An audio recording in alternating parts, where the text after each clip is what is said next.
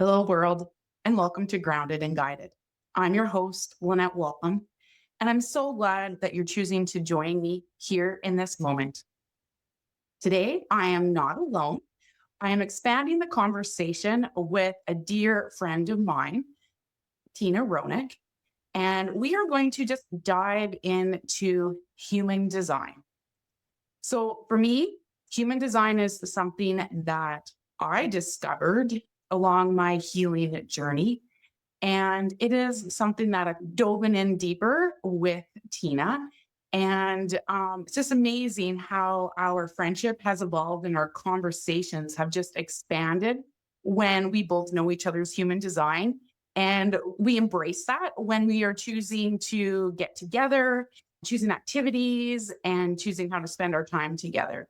So I'll introduce Tina with Tina Hronek, Human Design. Welcome, Tina. Thanks for having me, Lynette. This is so fun. Oh, because I'm like so jazzed, right? Because like we had said before this week when we were talking earlier, how you and I have no problem talking when we get together. Like I can feel the energy just like moving through. I was like so jazzed that we're here. And we're going to talk about something that is really near and dear to my heart and to your heart as well.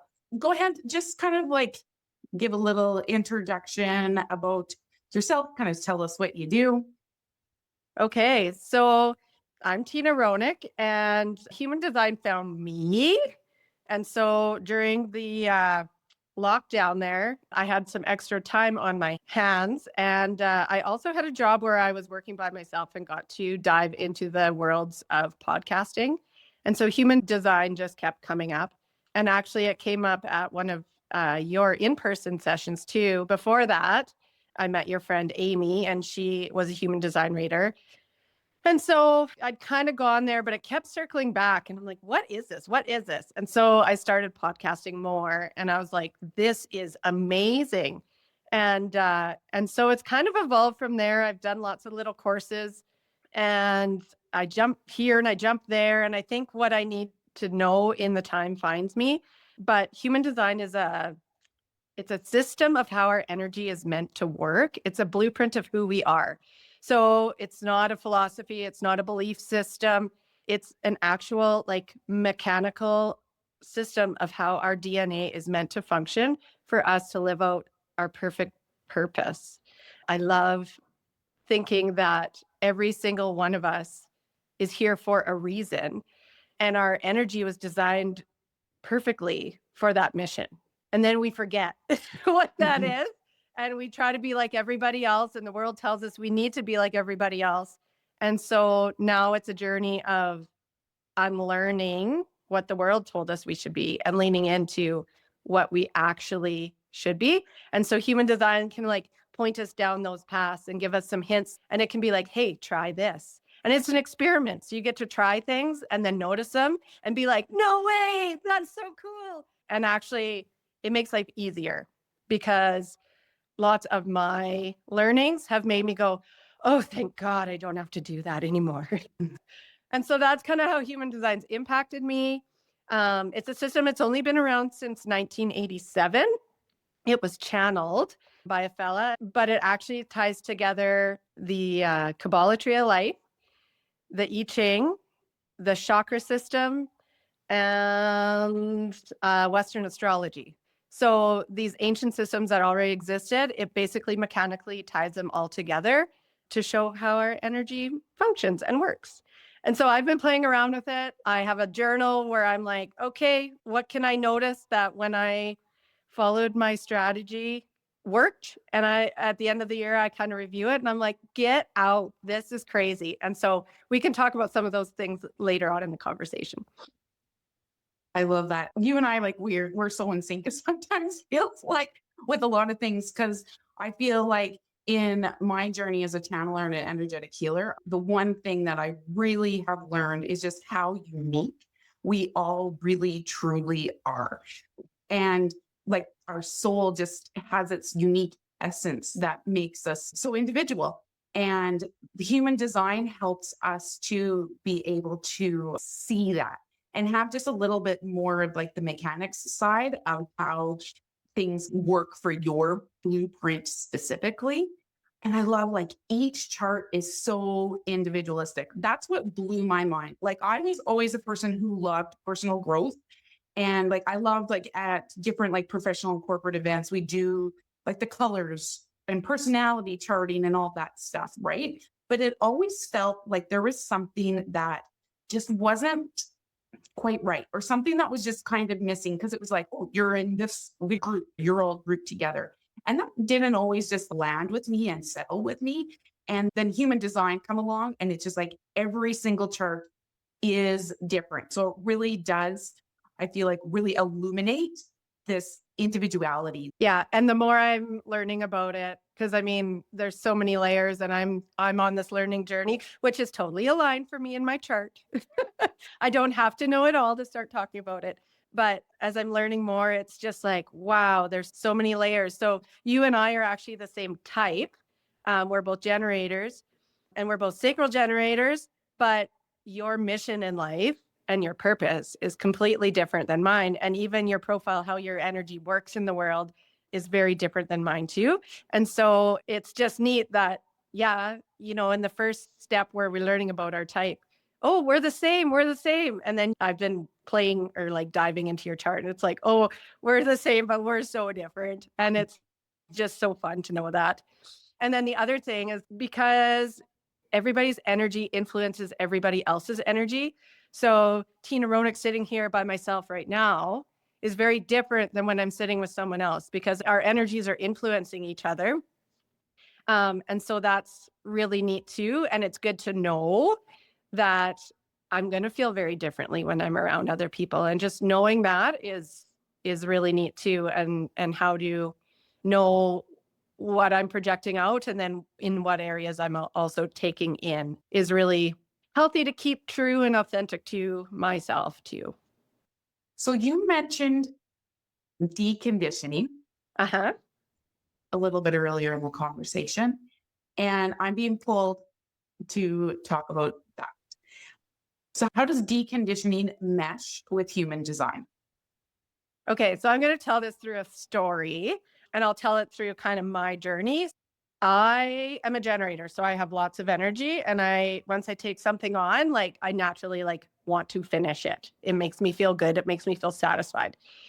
Young Tina Hronek goes into the corporate world and I start achieving things and doing things. And so people are like, oh, Tina's so capable. She can do it. She can do it. So then I ended up getting more responsibilities and burned myself out to the point where I got sick. And so then I had to quit and reinvent myself again. And so then you kind of start the cycle again. Okay. But then I had no, let's say, external validation anymore. So I chose to stay at home with my kids and raise them while I was figuring out the next step. But I didn't have that external validation of someone saying, oh, you're so great. You're so capable. You can do this. So then I had to journey to find out, like, okay, am I a human doing or a human being? So how I'm going to relate that back to human design is when I learned my design and I was always like, oh, what's my purpose? I know I'm meant for more. I know I can do more. Like I'm just doing this. I'm just doing this. And so, but then I I found my human design and they're like, oh, you're a generator. So you're here to be joy. It's like, what? It's like you walk into the room, everybody else can use your energy and you are there to do, you are meant to do what you love all the time. And if you don't love it anymore, you need to quit it. And it's like, oh, okay. So instead of holding on to something so long and battling through it and fighting through it and being miserable, I can quit it. It's like, well, the human design says I can. So I'm going to try it. Well, guess what? As soon as you quit something that you hate, something that you love will find you. And so lots of my deconditioning is that it's okay to quit something I don't love anymore and building the trust that the next great thing is going to come and being patient while that's happening, because that's also for a reason and because everything's a cycle.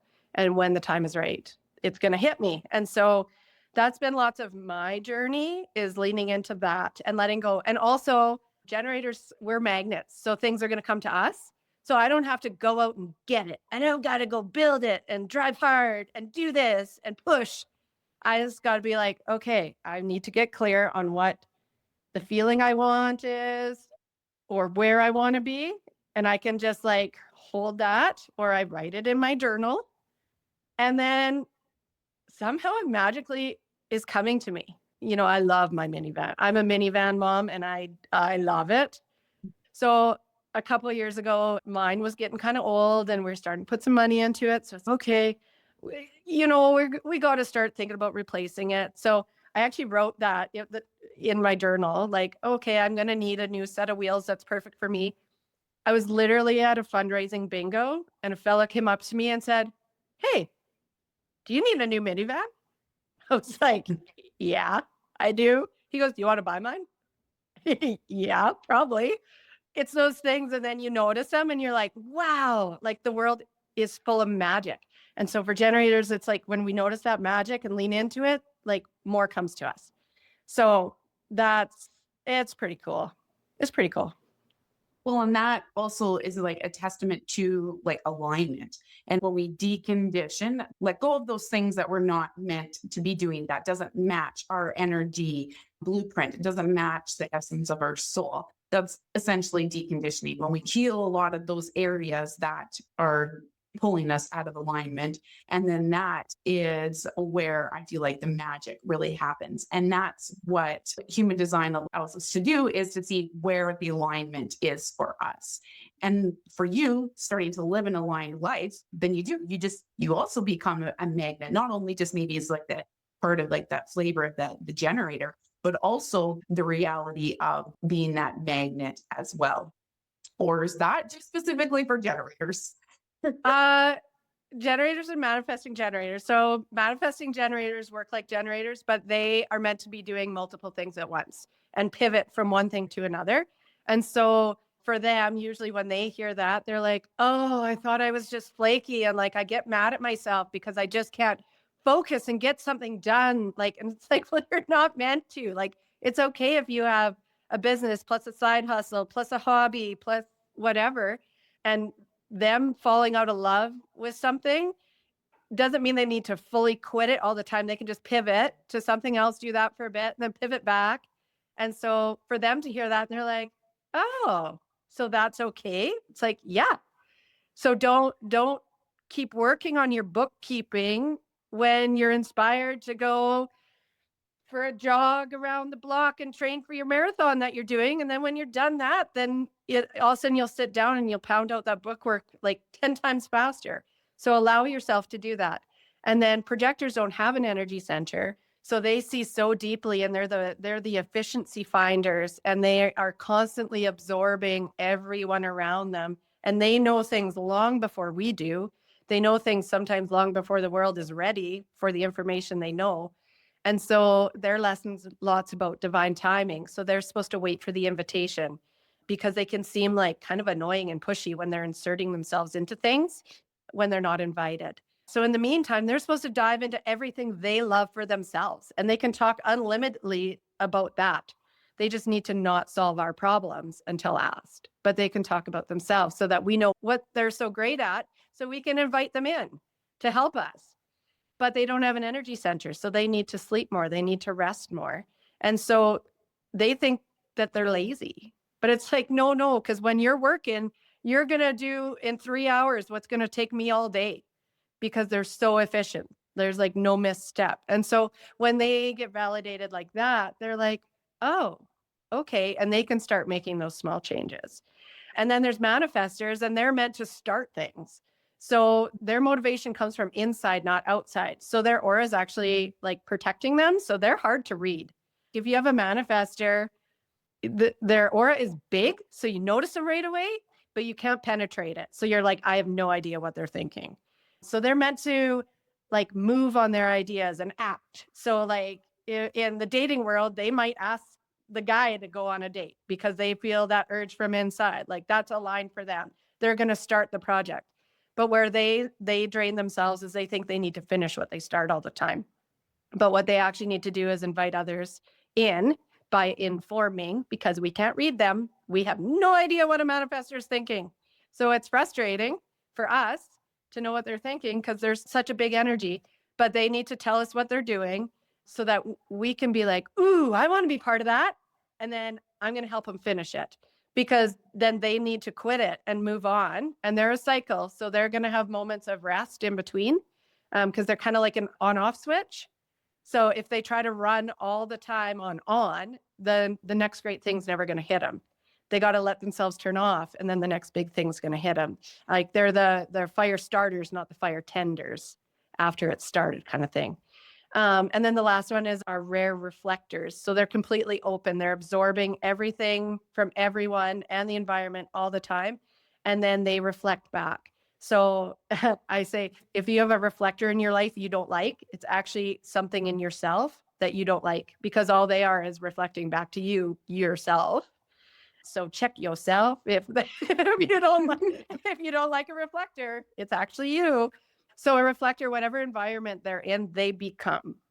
So that's their home life, that's their work life, that's their environment. So they need that time alone to just get back to their own essence and to think about all the different feels they feel, because like they can't predict how let's say they're going to a party, they can't even predict how that's going to be. So like, don't even try, because you're just going to disappoint yourself if you're a reflector. So go in just being able to be completely surprised and open, because reflectors get to sample it all and know how it feels. And so as a reflector ages and gets to reflect back on all the experiences they have, they're so wise. And they're kind of like the elders in a tribe, in a traditional tribe, because they've known it, they've felt it, they've lived it from everybody's perspective. A reflector also might change their house quite often because they just feel like a different person. So what used to be just doesn't match anymore. So they're just going to paint all their walls, and then the next year they might just paint them all another color. Like that's totally normal. And so it's okay, because they just get to evolve and be surprised by life all the time. And so when you take off the pressure of needing to be what you aren't, it frees up so much energy too. Back to my minivan analogy, had I gone researching and visited all these, dealerships and whatever, like how much time and energy would have that taken?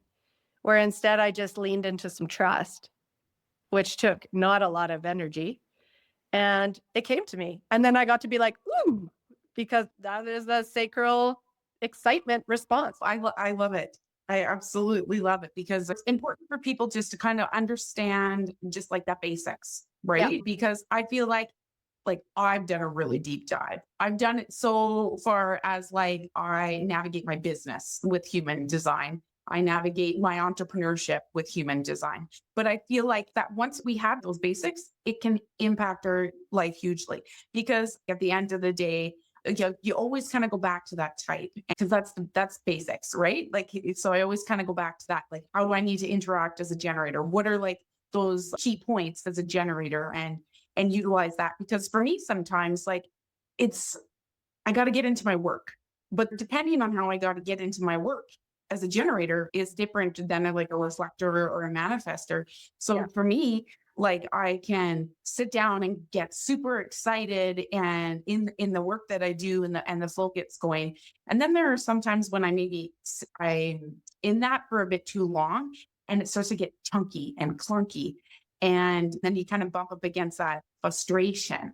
And so then I know, like, one of the basics as a generator is that when I start to get frustrated, come out, go find some joy, go find something that makes me happy, go do something different, because that mentality that is part of my conditioning of like push through, push, keep working hard, keep getting it, gives me no result. No. Gives me really bad results. So I'm better off to just like go fold some laundry, maybe go work out.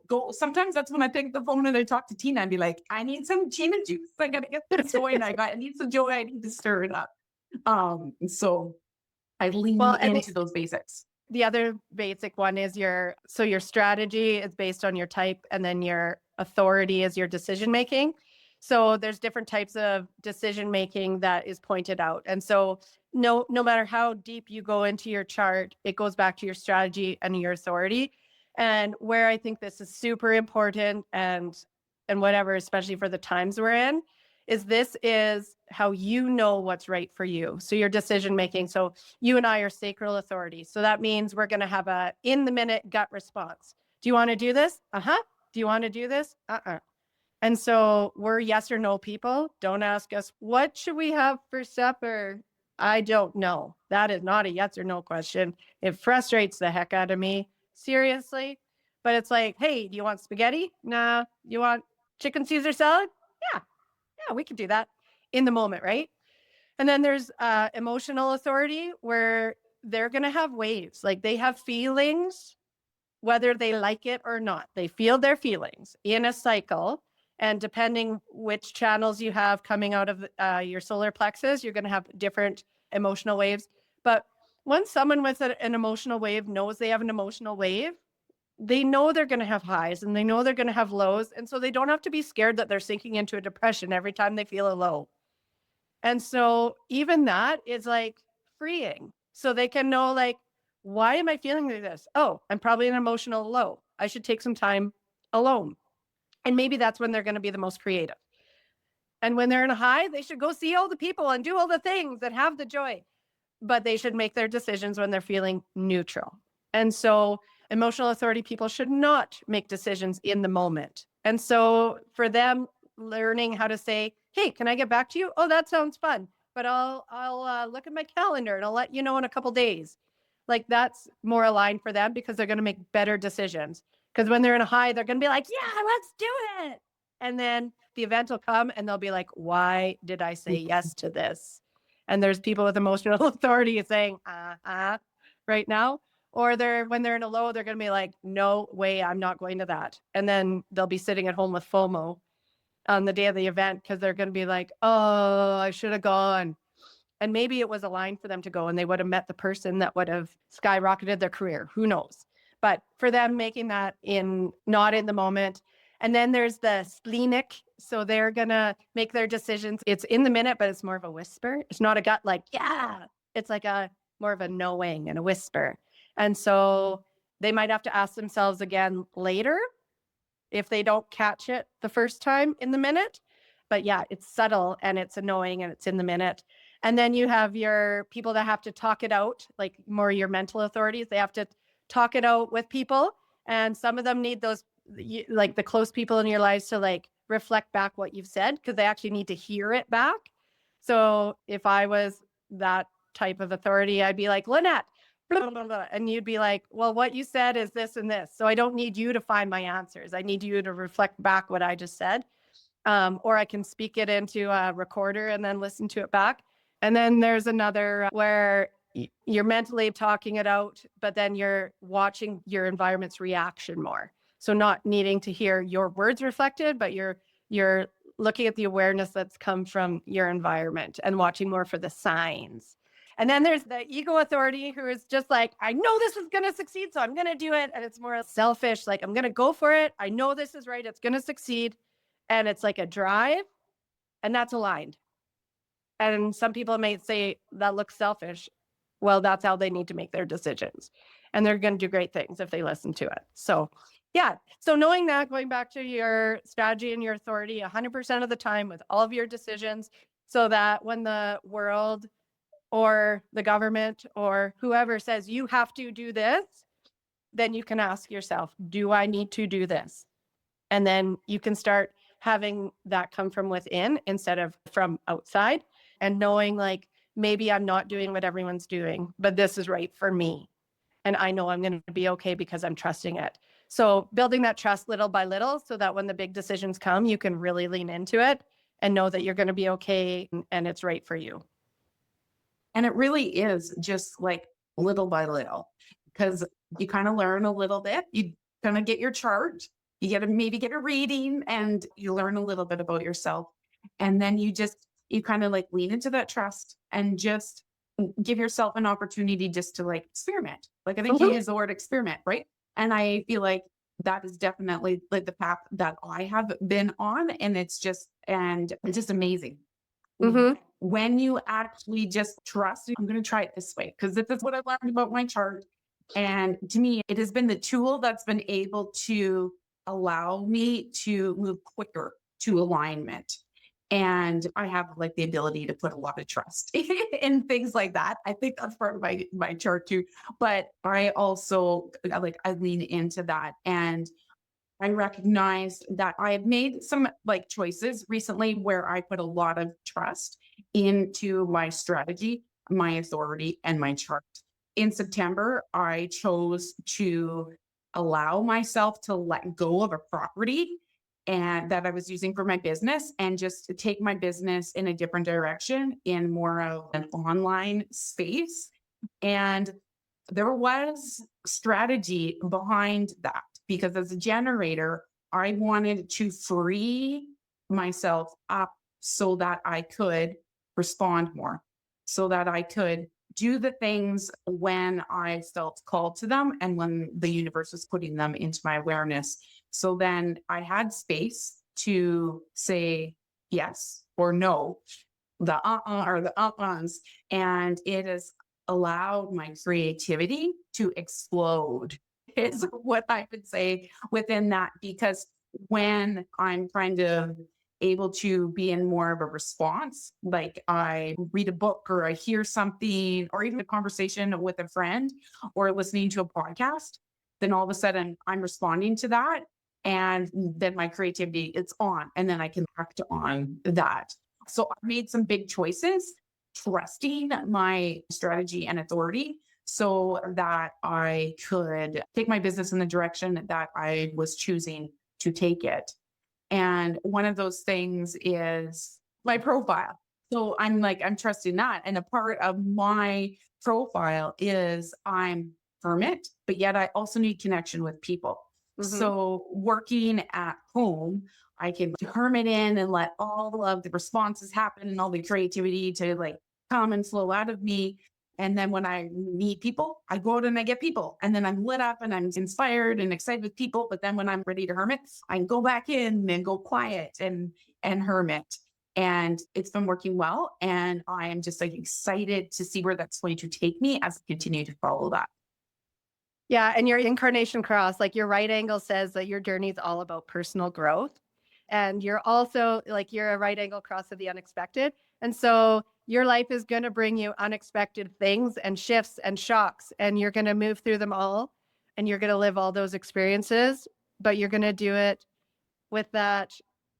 You're going to grow yourself, but with the flavor of nourishing and supporting others always. It has that in it through your incarnation cross, which is your life's purpose. That's what you were born with.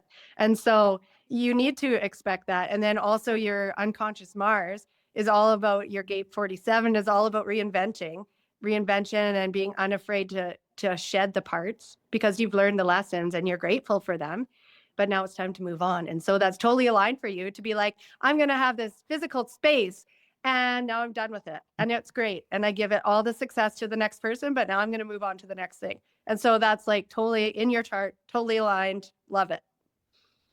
Thank you. I love that. I'm just like, oh, it just makes me like feel so jazzed because it just lights me up because it feels so supported. And that's one of the things that like human design has helped me with is helped me with my personal transformation. It has given me the permissions that it's okay to be this way. It's Mhm. okay to not like something. It's okay to be like, I work this way, but the world is working this way. But I can lean into the way that I want to work and show up and interact with people in the world. And it's given me permission to really lean into my skills as a channeler and energetic healer. And the world maybe kind of casts a little bit of shadow on that. But I can be like, no, that is my true essence. And I'm going to lean into that. So it's been really supportive in my transformation journey to just help me know where I can heal and where I can grow. How has human design supported you in your personal transformation journey? Like you and I, we've kind of walked through some transformation together. So can you tell us a little bit about your personal transformation journey? Well, for me, it's just leaning into trusting myself. My where your unconscious Mars is about like reinvention and shedding, mine is patience. And so it's leaning into I'm going to know when it's the right time. I'm going to know it's the right place. And so in the waiting, I need to fill my own cup. And that's where I'm diving into my hobbies, my human design. It's leaning into the joy of things. Yeah, and I guess it's just that deeper trust that I'm okay. Like I got this. And also it's helped me know not everyone it needs to be like me. And so I think I'm a lot more empathetic to those around me too. As I get to know more of my friends as like types and charts, it just helps me know that they're doing them and it's not what the rest of the world maybe thinks they should be doing. But I'm like, no, I actually think that's probably right for them. It's okay, kind of thing. And so it's helped me to have better understanding for those around me and my husband and my children. Like their charts are very different. And also for like health and stuff like that too, when you know like which centers affect different kind of health things.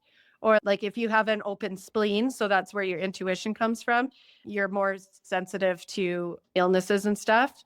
But then they're also better with like herbal remedies and stuff like that because they can feel when they're getting sick so much quicker. You and I have defined spleens, so our intuition comes from the inside, where if you're undefined, it comes from the outside more, like they're taking it in. But us, where it comes from the inside, where it's just like a knowing like, oh, it's the right time. Oh, this is going to be good. It's okay. And so, like, your spleen is connected to lots of autoimmune stuff. And then your sacral, that's our energy center. And so we can do and do and do. Like, generators are meant to wake up with a full pot of energy, use it all, have the best day, and then go boom and hit the pillow and sleep, and then wake up again with a full pot the next day. But what we tend to do is overuse our sacral, and then we end up with reproductive and gut issues. You think of the masculine world that we're living in and men and the high rate of prostate cancer because we expect them to do and do and do and do and do all the time.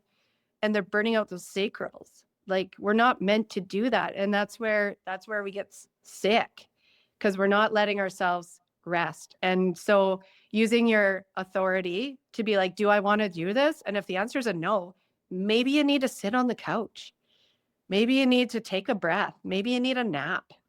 And so you're going to be better off to do that. Like we don't have to earn rest. If you have an undefined route, the pressure to get it done, the pressure to do it, it's a real thing. And so like me with a defined route, I'm going to have my list for the month of everything I need to get done. And I'll kind of poke away at it all month and I'll just be fine with it. Like it'll get done. I know I need to do this. I know I need to do this. Where an undefined route that month, they're going to want to do it on day one and not rest because the pressure to get it all done before is like a real thing. And so they will burn themselves out crazy because of the pressure of their undefined route. And so even just knowing that and for them to have the mantra of like, I don't have to earn my rest. I don't have to earn my rest is like life changing for someone with an undefined route. So you learn these things. And my undefined head, I have things flying through my head all the time because I'm picking up ideas from everyone around me and it's amplifying because any undefined center, you're taking it in and it's being amplified. So for me to know that I have all these things hitting me all the time, and then I ask myself, is this my problem to solve? And if the answer is no, I can release it and free up all that energy that I was wasting trying to decide what dog so and so should buy because I just had the idea when they walked by that they want to buy a dog and I just am profiling the best dog for them. Well, why would I do that? That's their decision, not mine. And so it's like those little things, right? That you learn through your chart that it's just like, oh, and then the emotions. So I'm sacral. I don't have a defined solar plexus, which means when I'm by myself, I'm pretty emotionally neutral. But when I'm around others, I'm picking up their emotions and amplifying them. So if you're feeling sad at a level 4, I'm feeling you're sad at a level 8.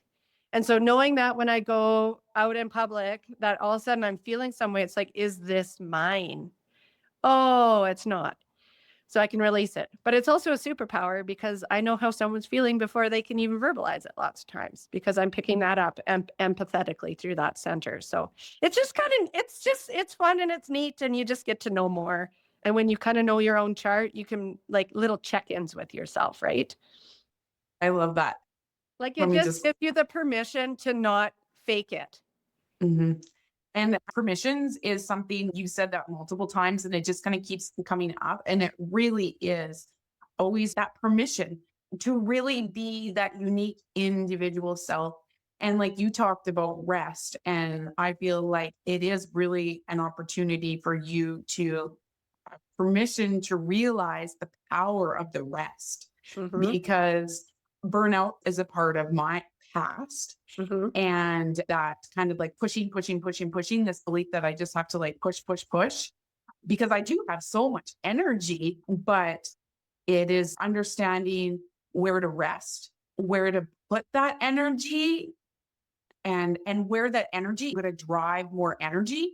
It's going to fuel me instead of draining me. Mm-hmm. Yep. And like generators, we're magnetic. So the higher vibing we are, the more magnetic we are. The other analogy I've used at every workshop, every personal reading is like generators. Think of a garden. If you plant your vegetables too close together and never pull the weeds, nothing really thrives. But if you plant the appropriate amount of vegetables in your garden and you weed it, then those vegetables have the space to produce the best fruit or the best yield. And so we need to think about that as generators. And if we're tired of having the same things in our garden, we need to pull something to make space to plant the new thing too.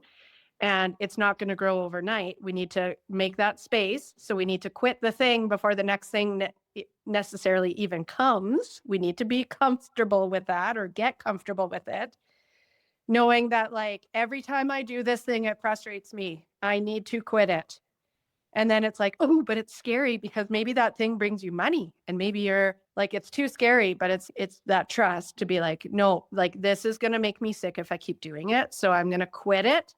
And then all of a sudden it's boom, the next thing will come and someone will be like, hey, do you want to help me with this? They'll be like, uh-huh. And then you do it. So anyways, that's analogy I use for generators. That one really lands with me. And it feels like very powerful because I feel like I have lived that. Absolutely, I've lived that. I lived in a garden full of weeds, and now I'm very much living in a garden that I'm keeping very tended. Mm-hmm. Very tended. But it does take a little bit of building some characteristics within us because in order to live a garden that is very tended and very weeded, I had to learn a lot about boundaries. I Mm-hmm. had to learn a lot about being able to say no and being able to say, I don't need to be a part of that right now, which was very hard for me. I say I'm a recovering people pleaser Mm-hmm. because that was very much something that I had to overcome so then I could get those boundaries. So now I can live in a garden that's very tended, very tended. Nice rows, nice spots for everything. Yeah. Lots of space for everything to just flourish. Yeah. Absolutely. I absolutely love that. Yeah. And I mean, it's different for every type.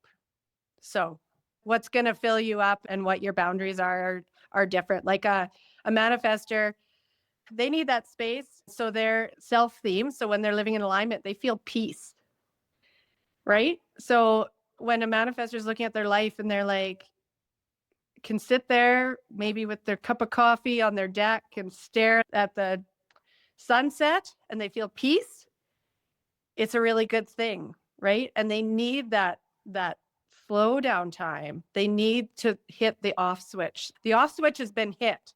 It's whether they're realizing the light's off and it's time to tone it down or whether they're working through the dark. Because like it or not, the universe turns that switch on and off. They don't. And so when they allow themselves to rest in that peace, then all of a sudden the universe can turn that switch on quicker and be like, bing. And they're going to be like, I got to go do this. And they follow their inner urges. That's them. They follow those inner urges. I got to go. Why do they need a Starbucks at this exact Starbucks in this city on this day? Well, because they followed the urge. And then all of a sudden they meet the person there, or they come up with the idea when they're there because their aura actually needed to sit by Lynette, who's having a coffee at the table next to her. And even though she hasn't said a word, their auras have created a circuitry within them that like made that idea fire, right? And so they really need to learn to follow the urges, but then let everybody else know what they're doing, because sitting at home is a husband that's like, where did my wife go? And that can cause conflict. And so them informing, not asking permission, but informing what they're doing to the point where it's annoying for them. They hate it. So annoying. Why do people need to know everything I do? Well, because when you went to the bathroom, the person that you left thought you're mad at them. Where if you just would have said, oh, I'll be right back, I just gotta pee, then you've got rid of the conflict in your life. So like experiment, try it. It might be annoying, but it might yield results for you. So it's like those little things that they can try for every type. I just am so appreciative of all these insights. And I feel like there's a little bit of nugget here for everybody. Okay. I want to just talk about joy, but now I just got goosebumps. So let's go back to the beginning. Let's tell the story, Tina, of how we know each other, how we met. It goes back to a women's fitness class that I attended for the very first time. I was 5 minutes in and I was like, wow, I love this so much. And I can remember going home with that and letting that percolate. And then I remember reaching out to the person who led the class and saying, like, hey, I'll lead this. I want to share this with my community. And I feel like that's where we started to blossom, because you were already leading the class. I was actually traveling from my hometown into yours and bringing it. And then you got certified to do that same one. And so I was like, yeah, let's partner. Honestly, it takes the pressure off too, because then you have some backup. I was maxed, like my plate was full. And so I was like, yes, I can have this partner. And so you would lead some days of the week and I would lead some days of the week. And then we would come together, do like the odd class together or whatever. And it was so fun to do those classes because you could just like lean into the moment and go on each other. But because we're both generators, we both have that defined sacral. So I think our sacral's energy was able to feed off of each other. So a generator is meant to live in joy.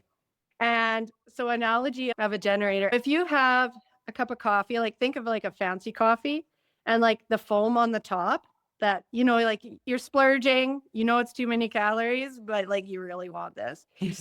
So they put the whipped cream on top kind of thing. So if your cup is already full, then that whipped cream on the top is the extra.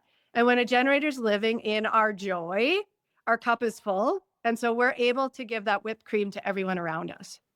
If our cup's empty, the whipped cream doesn't actually come above the cup. No one can use that. So we're actually hurting the world by living in a low vibration. Because a generator, we are doing our job just being and just being joyful. Joy's been a big thing for me. So like getting into the world of metaphysical things during 20 lockdown, terrible. It's terrible to be in lockdown as a generator because there's nothing to respond to, or I felt like there was nothing to respond to. It was a very hard time for me. So I was doing the best I could. And so I was diving into education and podcasts and whatever. So I found an Akashic record reader. This is before you were even doing it. Yeah, you introduced me to this. Okay. And so that's funny. I did not remember that I introduced you to it. So sure did. A friend had told me about this lady. So I did an online Akashic record. And she's like, so do you want to know your purpose in life? And I was like, yes. She goes, joy. And I just started bawling. And I was like, what? Sorry, I'm an A-type Capricorn. And like at that time in my life, like a purpose meant like that I was to be on a stage doing something or like outputting something. And so to hear like my purpose was joy, I was just like, like, how can it be that easy? So then I think you were doing a Reiki or when you started getting into Akashic records, and I hadn't told you about this. No, you hadn't. You picked out joy for me. And then my first human design reading, I have a gate in my root center that's joy. And so every time I'm like, "Ah!" And also I was like, well, and what I've learned is I have an undefined G center, which is all about your direction and purpose in life. Because it's undefined, I don't have a straight line purpose in life. So I will never know. My purpose is to try on lots of purposes and live my life like that. So now I know this. I did not know it then. So I was still really searching for a purpose. It was frustrating to hear like my purpose is joy, but it was also so beautiful. And so I've done lots of contemplating on it and have fallen into the trust of that like my purpose is joy and it's actually helping the world. And it So has been so supportive to me too, your journey and the continual messages that you keep getting about joy, because then it reminds me that I'm allowed to have joy. It's yeah, not something that I have to earn. Joy can just happen. And how necessary joy is for me to be my individual unique self, that I can't necessarily like push or power through things without joy. I need joy in order to have that balance in my life. And that like I can really lean into that because of you. oh, and then I'm like, Lynette, help me. What's my next thing? And you're like, well, joy. I'm like, okay. It is amazing how joy has come up for you many different ways and years. It's not one session, it's over the years that joy continues to come up and be a message. And then also patience too, which is something that you always kind of stop at too. It's like, I'll have joy and patience. Yeah. Because it's that pressure, right? It's okay, it's time to get moving. But I know that it's like, it will happen. It will happen. It's just not today. It's okay. But yeah. So I mean, it's all a journey. It's not like, and I'm very human, very, very human. And yeah, so every gate has a high state and a shadow side to it. So as you learn about your gates, like you start understanding, are you living in the high vibration of that gate, or are you seeking down into the shadow? And it's not like, oh, I've made it to the high vibration, like I'm good. No, it's a constant push pull because life's duality, and that's how we learn our lessons. And that's a constant, like we chose these bodies that we're in and this energetic body for us to learn the lessons exactly the way we're supposed to. And another thing about patience is I'm a 6 profile. And so that means that for the first 30 years of my, I'm like adventure, trial and error, do it before I think about it, succeed, fail. I'm not going to learn it till I do it. And then after my Saturn return, I do this thing called sitting on the roof until I hit my Chiron return in my 50s. So right now, I'm not only having the gate of patience, but I'm a 6 profile sitting on the roof, reflecting about all the crazy things I've done through my life and the deeper meaning of it all, which is exhausting, especially as a Capricorn. And then apparently when my Chiron returns, then I go a little bit more external into the outputting. But yeah, I'm like an undefined G center with no direction with the gate of patience sitting on the roof right now. So it is a journey. And a wonderful journey. It is at that when you just know, and it's your journey, your unique journey. I don't know how many times we're going to say that in this podcast today, but it really does also, I feel like, support that the power of the individual, and how when we can just like lean into that uniqueness and that individuality, like if we all can do that, we can all embrace that. Just the world would just like, what kind of world would we live in if we all embraced our uniqueness and led from that center, led from that space? Yeah. And you've been like, honestly, Lynette, like we've grown together so much. Like, when did we start those fitness classes? Like, 2019. like it has been a minute, and Mhm. and we've journeyed. And I mean, you've done your modalities and learning, and I was your guinea pig through lots of it. So like the growth and working with you today is so different than that first session, and they were all lovely, and you've just got bigger and deeper, and I can't wait to like keep going. So I give myself a Lynette session every day or every year for my birthday, like without fail. I usually do go more than once a year, but I give myself a big one for my birthday every year, and it's just like the best gift I could give myself. So yeah, definitely, Lynette, you've been like a huge anchor in my life, I'll say, and a dear friend too. Right back at you. So much love, my friend, because like we talked to before, you were the one who did the Akashic Records, like you experienced the Akashic Records reading first and then got me interested in it. And it really was like that reading that opened me up to the world that I work in now. Like it just led me down this path. So you say I anchor you, but you pull me, or you open me up, and you show me different ways that I can experience the world, and I'm very grateful for that too. Aw. So if people want to know more about their human design, Tina, what can they do? So I resist technology as much as I can. Well, whatever. I like to share what's going on in my life on my personal page, but I did bite the bullet and create a Facebook and an Instagram, Tina Hronek Human Design. So you can follow me there and you can get a hold of me through messengers on that. And then I love doing like little workshops or friend groups. I can do partner charts. Like I had these ladies, they've been lifelong friends and they did a chart reading together. It was like so fun because they validated each other because I was like, "Oh yeah, you have this natural talent." And they're like, "Yeah, I don't know." And their friend was like, "Are you kidding me? You do that all the time." And so that was like pretty cool. Or the individuals, we can do like a basic or a deeper dive 2-part session. So those are kind of the offerings I have. And yeah, it's just so fun. And I just think everyone just needs the permission to be themselves. Like we don't need a whole bunch of lemmings running the world right now. We need people to bring themselves. Like the world's a really weird place, and we need us all to be using our gifts that were divinely given to us to make the world a better place right now. That is so well said. And thank you so much for sharing your energy, your insights, your personal flavor, your soul's essence. Thank you so much. And thank you to everybody who has chosen this moment to be here with Tina and I.